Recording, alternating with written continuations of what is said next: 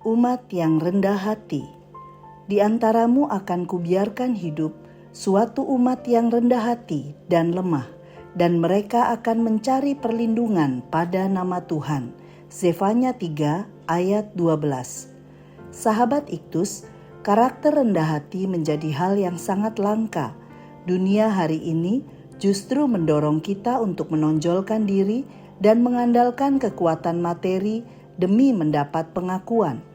Akibatnya, kesombongan sering dianggap sebagai rasa percaya diri, sementara kerendahan hati disalahartikan sebagai kelemahan. Nabi Zefanya melayani saat bangsa Yehuda mengalami kemerosotan moral yang parah. Para pemimpin mereka sangat angkuh dan merasa aman karena kekuatan politik serta kekayaan mereka. Di tengah ancaman hukuman Tuhan, Zefanya membawa kabar baik bahwa Allah akan menyisahkan sekelompok kecil umat yang dipulihkan, yaitu mereka yang memiliki karakter rendah hati.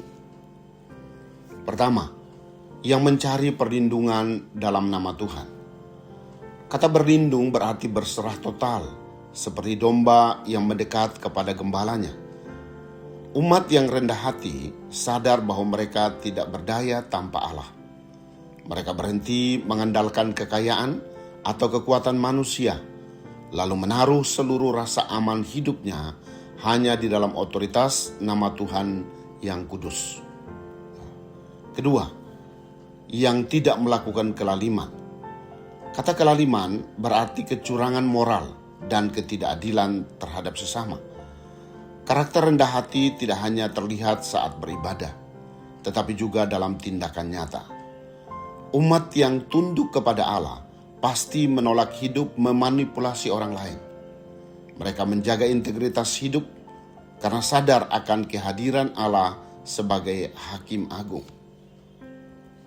Ketiga, yang dipelihara dan dilindungi. Gambaran domba yang makan dan berbaring dengan tenang menunjukkan kedamaian batin yang sejati.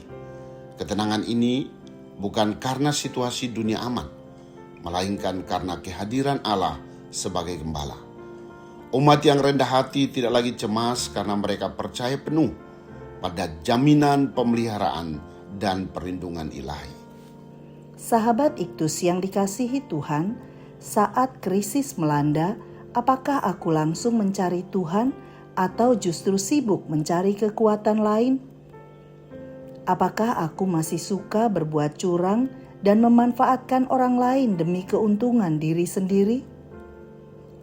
Mengapa aku masih sering cemas? Sudahkah aku berserah penuh dalam perlindungan Gembala Agung? Tuhan Yesus, ampunilah kesombonganku yang sering merasa mampu hidup tanpa-Mu.